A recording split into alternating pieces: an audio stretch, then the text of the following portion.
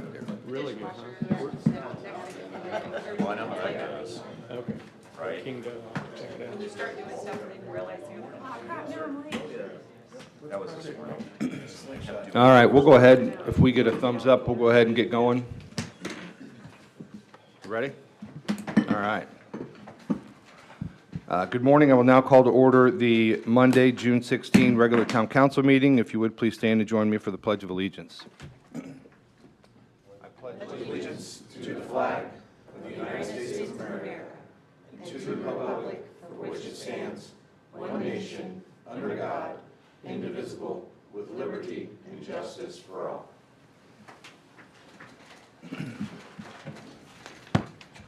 All right, first item on the agenda is the approval of the consent agenda items.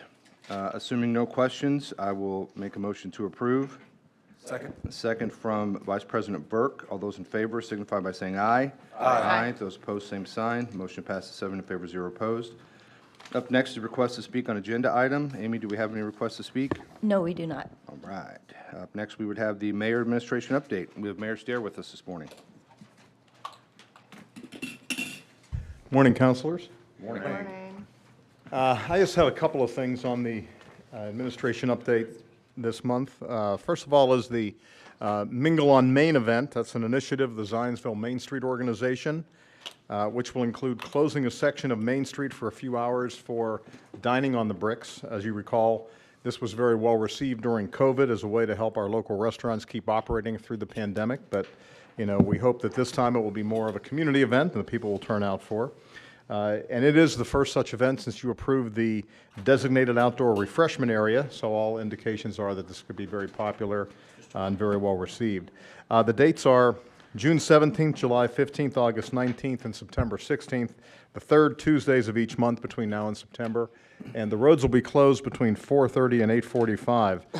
The closure will include the area between Pine and Cedar Streets, although the Pine and Cedar will be open, so there will be east-west traffic able to flow throughout the downtown. The next item I have is the new police unit design. It has been 15 years since the police department has made any significant changes to the look of our patrol cars. Until now, the ones that are already in service will retain the current graphic scheme, but the new ones will get the new treatment, and eventually the entire fleet will be modernized. If you see on the screen here, this is what the new police cars will look like. There are a few of them around. They're not completely outfitted yet, but they'll be on the street soon. This will help with a maintenance issue too. The decals on the current ones, there's a thin line at the top of the doors that tended to fray over time. This is cost neutral and will allow, I think, for a cleaner look going forward. And I want to point out it was the officers that came up with this new graphic look. And we will start seeing them in full service later this summer.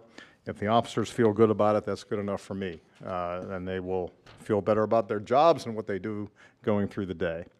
The next item I have is some trail construction that's going on right now, and I know Councilor Melton is especially interested in this. As you can see here, the dark lines are the new trail segments that we have under construction.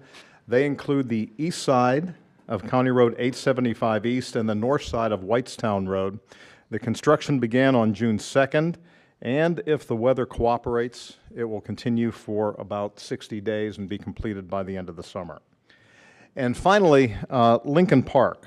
As the Parks Department moves forward in the Lincoln Park refresh, we are increasingly aware of the deep affection that many people in Zionsville hold for that area. So we've come up with several ways for people to own a piece of the park. All of the current engraved bricks will be used for construction of the new gazebo. The non-engraved bricks will be available at a donation of $5 or more. People will be able to buy a new round of engraved bricks for the park pathways. And for people who have fond memories of senior pictures and prom photos and engagements and weddings at the gazebo, they'll be able to buy a piece of the structure when it's taken down. We're going to sell souvenir pieces for a donation, and all the proceeds will go to the rehabilitation of the park. We hope that it will raise between $30,000 and $35,000 to go into the park refresh. And if you want more information on that, you can go to the Parks Department page on the town website for more info, and I think, give a complete look at what's possible and how people can get involved in the refresh of Lincoln Park. And that is all I have. Thank you very much. All right, thank you. Hey, John. Yes. I've had some people ask about the rendition, and I just wanted to have you have a chance to say that it wasn't affecting the parking on First Street. Is that affecting the parking on First Street with the new? Yeah, I think that's because one of the artist renditions didn't show parking along First Street. That's not affected by this. The artist rendition focuses on the park, not around the surrounding area. So I understand the confusion, but no, parking is not going to be affected right now. Right, I knew that, but I wanted you to say it so I that people would appreciate, stop asking me. I appreciate it. Thank you. You're welcome. All Okay, right, thank you. Up next on the agenda is, first item of old business is the consideration of an ordinance to amend the zoning ordinance, petition 2025-24-0A. This ordinance 2025-12 continued from our June 2nd meeting. We have Deputy Mayor Justin Hage here to walk us through this. Thank you, President Plunkett. We've had a number of meetings where we've had this up for a discussion. We've continued it a couple of times after some really good discussion with a number of you and also with Mike Dale and his team. We've come to the conclusion that I think we can achieve the balance that we were looking for as it relates to public input and as it relates to transparency by way of procedural changes at the Plan Commission instead of an ordinance. So what we will do instead is similar to, I think, some of the efficiency that President Plunkett is looking for with the consent agenda items. We will do something similar as it relates to these minor development plan approvals and put them on a consent agenda. We will also be having a more expedited reporting structure from the staff in terms of what they will create. That will create just a memo as opposed to a full staff report. So I think that'll create some efficiencies. Again, these will go to a consent agenda. They'll still be noticed the same way that all development plan approvals will be noticed. And then the vast majority of those, I think, will stay on the consent agenda. There's always the opportunity for Plan Commission members to pull those off that agenda, have them be fully discussed and debated, and even if necessary, have them be continued to a future meeting. But again, this will be able to give us the balance between public transparency, the opportunity for input, while also getting some efficiencies. So I think what we had some discussions both with Dave Franz and with Bob Clutter, who serves as counsel for the Plan Commission. They will go through their process internally to have a public, as part of a public meeting, pass some changes to their procedural rules. And therefore, I think the best step forward as it relates to this ordinance is to vote down this ordinance, and instead the Plan Commission will change their rules. So we would, Justin, vote this down. It's on the Plan Commission meeting tonight. Do I need to have a note for the meeting tonight when this goes back to them? The answer would be yes. And they actually don't, they are, due to some quorum issues, are having that meeting on the 25th, I believe. Okay. So we have some time for that. Okay. Yes. Okay. Yeah, because last time we didn't vote it down because we were going to give them reasons we were voting it down. Is that? Well, there was a couple different ways we were going to handle it. Though we were going to try to. This one has always been continued.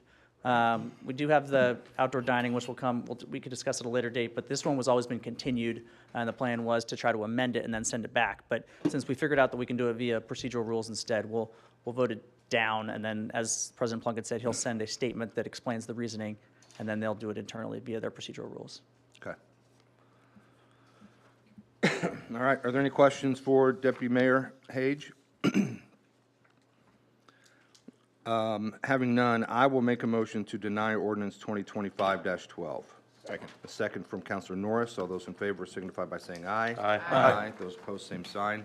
Motion passes 7 in favor, 0 opposed. Thank you. All right, a couple of items on new business. Up first is the appointment of Emily Fitz to the Safety Board. We have, it's rare that we have members of certain committees step down in between appointments, but we did have one that needed to be filled, and the members of the Safety Board and leadership recommended Emily Fitz to the Safety Board, so I want to thank Emily for that. Heather, do we need to vote on that, or is that just something that, just a replaced appointment? I think you will need to vote on it. Okay, We have in the past. okay. Are there any questions from counselors? Otherwise, I would entertain a motion. I will make a motion to approve the appointment of Dr. Emily Fitz to the Safety Board. Second. I have a first from Counselor Norris, a second from Counselor Melton. All those in favor signify by saying aye. Aye. Those opposed, same sign. Motion passes 7 in favor, 0 opposed. I want to thank Dr. Fitz for stepping up to do that. That's certainly an important board for us in the community. So, up next on the agenda is an easement encroachment request. This is for 11651 Ainsley Court. We have a couple of people that can talk through this. Kyle Montrose, the owner, Vice President Burke can walk through it as well, and DPW Director Lance. So I don't know who would like to tee this up. Maybe you Yeah, can I'll do just take that. a shot. Thank you. Yeah, bringing forward this request for an easement encroachment request on behalf of a resident at 11651 Ansley Court. He's interested in building a fence at the back of his property, and what's unique about this layout, which you can't really see from the DPW report, which is, I would encourage you to look at on the laptops, but Trico owns the property next to him, and there's a service kind of garage back there, or barn, and then there's a drive that goes back. So in terms of the easement, there is a lot of access if someone were to need to do some accessing of the easement. But he's still asking that a portion of the fence be built over a public utility. We brought this forward. I went and took a look at it, sent some pictures so you can get a better sense of kind of what it looks like. I sent that as an email to you guys. And then, of course, asked Lance and DPW to go out and take a look at the property, which they have done. And in Lance's report dated June 5th, you can see that he would propose that kind of an amendment be made, and that they would not, at least, I should say this, he would not, what's the quote in here? Would not object to the encroachment if they were to agree to kind of what was drafted up here with a red line as opposed to blue line. I've talked to the homeowner about this, and they're in full agreement that they would like to do that. So, as you know, we get a number of these. I really lean on DPW, and if there's something that they really don't think is a good idea or something we shouldn't be doing for safety purposes, then I would not support that. But happy that there's been a bit of an accommodation made here, and that's why I would support this. I don't know if Mr. Montrose would like to add some color. Come on up. If you would, when you come up, just state your name and address for the record. That'd be great. Thank you. Good morning, everyone. My name's Kyle Montrose. I live at 11651 Ansley Court. Thank you guys for considering this morning. It would allow us to have a more sizable fence in our backyard, access for our dogs and just family to enjoy that space. There truly is. I mean, on the back side of our house, there's a retention pond on the side. There's a access road that goes back to a Trico utility. So it seems to, and this is why I would even consider raising this to everyone on this council this morning, is that there is access, right? And so when DPW came out and said, not on one side, we were perfectly fine with that. We just want to do what the city and DPW is comfortable with. And so it sounds like we have some general, we are aligned with DPW and what our objectives are. And so if there's any questions, I'm happy to respond. I have one quick question. Yes, First of all, I've absolutely. had labs, so I can imagine trying to keep them out of a Yes. retention pond is important. The red line, it appears that is where the fence should go. There shouldn't be a whole lot of deviation. Is that your understanding? Is, it's not just a border, it's on that red line is where the fence should be? That would be our hope, would be to put the fence on the red line. It would actually run from the south corner of our house to the back corner of our lot, and then run the rest of the lot line around. But it wouldn't, there's one area where we wouldn't put the fence that DPW was okay to put it. We would just make it basically smaller than DPW was comfortable with. And then that all post holes need to be hand dug? Yes, we Yep. would Okay. work with our contractor to Nope, thank you accommodate for that for coming. sure. Yeah, absolutely. Any other questions I can answer? Any other questions? No, just pointing out, and this is all in the memo, but again, hand dug and then inspected by stormwater staff before the posts. Yeah, I mean, No. yeah, Yeah. whatever we need to do. Yeah. So happy to be accommodating when we can. Yeah, in these situations, we really rely on Lance and his team, and I think we've come to a compromise with what you're requesting and what they can accept, and I think we could motion this forward. Are there any other questions from counselors or comments? Otherwise, I would entertain a motion. I'd move to approve the easement encroachment request for 11651 Inslee Court. Second. I have a first from Vice President Burke, a second from Counselor Sampson. All those in favor signify by saying aye. Aye. Those opposed, same sign. Motion passes 7 in favor, 0 opposed. Thank you. Thank you. Up next is a consideration of a resolution regarding the appropriation of additional funds. This is for ZFD and ZARC. This is Resolution 2025-07. We have Director of Finance and Records Cindy Poore here if there are any questions. This is a public hearing. I approve publication of the public hearing. At this point, I'll open the public hearing. If there's any members from the public who would like to speak, seeing none, I'll close the public hearing. Oh, sorry. Reopen it. Yeah, I guess I have to reopen that. Yeah. All right, so I'm going to reopen the public hearing.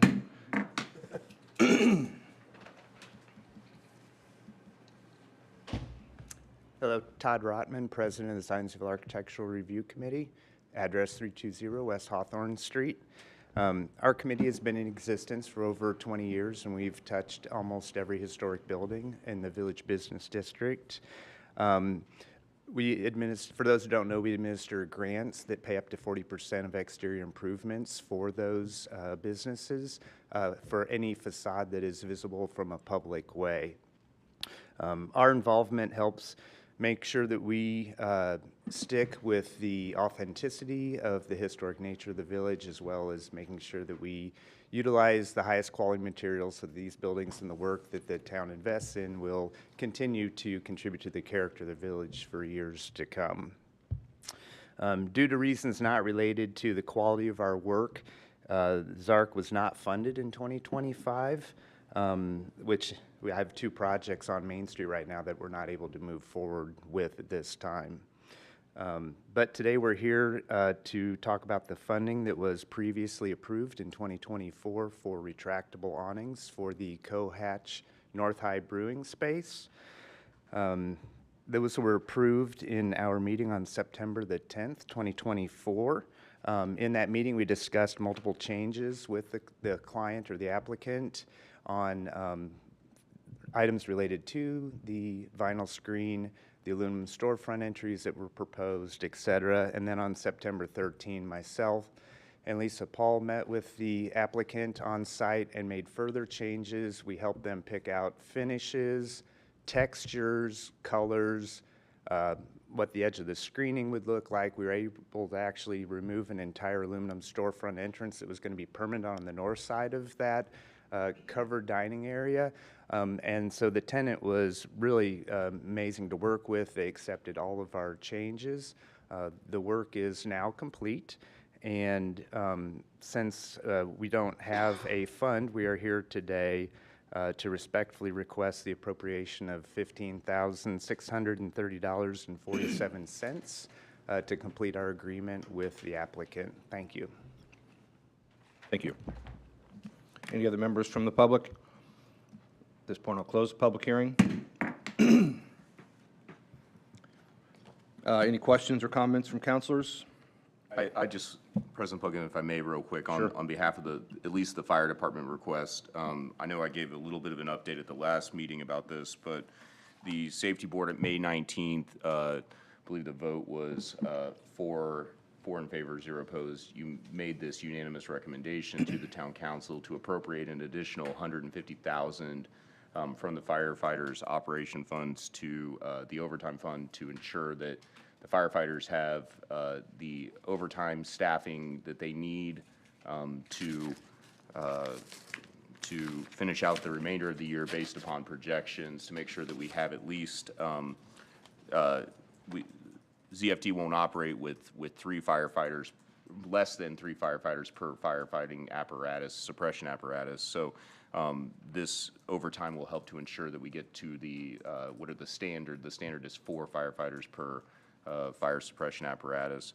I think it leads to a bigger question too, as we approach the midway of the year, what is the budget process going to look like next year for some of these critical public safety issues. I know the mayor and his team are working really hard on this issue, trying to alleviate some of that stress for the fire department. So it does have a great physical toll, mental toll on the firefighters. So, I'd urge all of you as we approach July and August and we start into the budget process that we start taking a hard look at some of the town's finances, especially when it comes to our public safety officials. And that just doesn't go for firefighters. That also goes, in my opinion, for ZPD as well as Lance's people in DPW as well. I think all of them play a critical role in this. So I'd ask that you guys support this today and this additional $150,000 appropriation.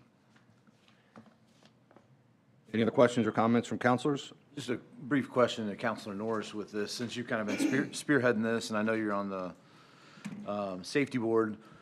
My question is, has there been a change that has happened in the standards recently, or has the town of Zionsville not been meeting this standard from here back? And I guess the reason I ask that is it just makes sense to me that, as the standards change, we kind of, just like building codes, we kind of get in line.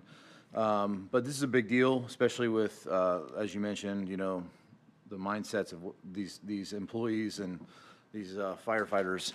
So I was just curious if this was kind of a new thing, or if this was something that we're as we grow, we need to meet these standards. And I don't know, I didn't know if that was something you could answer. I'll rely on Chief. My understanding is that the standards have not changed, but it comes down to we're obviously competing with neighboring communities. We're losing firefighters to other departments and things like that. But I'll let the Chief explain better. Thank you, Counselor, for the opportunity.